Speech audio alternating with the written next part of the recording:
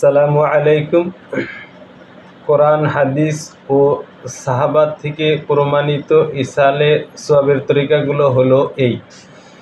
কোরআন থেকে কিছু তেলাওয়াত করে অথবা ফকিরকে অথবা গরিবদেরকে অথবা এতিম, বিধবা, মুসাফির, বিমারগ্রস্ত মানুষের ওষুধ ক্রয় করে দিয়ে অথবা ঠান্ডার সময় যাদের কাছে পরিধানের কম্বল নাই অথবা ঠান্ডা নিবারণের কোনো কাপড় নাই তাদেরকে সেই কাপড়গুলো ক্রয় করে দিয়ে অথবা নেক আমল করে, নামাজ হোক, রোজা হোক, নফল নামাজ, নফল রোজা, উমরা, হজ, যে কোনো পদ্ধতিতে সেই নেক কাজগুলো করে হুজুর সাল্লাল্লাহু আলাইহি সাল্লামের রুহে মুবারকের তার সওয়াব পৌঁছে দেওয়া, তার সঙ্গে সঙ্গে যাকে ইচ্ছা হয় তাকে সেই সওয়াব পৌঁছে দেওয়া অথবা যত মানুষকে ইচ্ছা হয় তত মানুষকে তার সওয়াব পৌঁছে দেওয়া, এগুলো হলো হাদিস, কোরআন ও সাহাবাত থেকে প্রমাণিত ইসালে সওয়াবের তরিকা।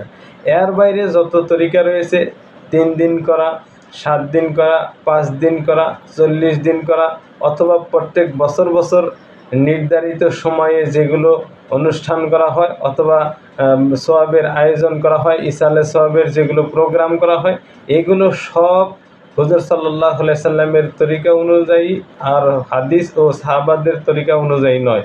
এগুলো হলো সুন্নত ও কোরআন হাদিসের খেলাফ তরিকা। এই তরিকাগুলো অবলম্বন করা যাবে না। এইগুলো তরিকা যদি আমরা অবলম্বন করি তাহলে সওয়াব পাওয়া যাবে না।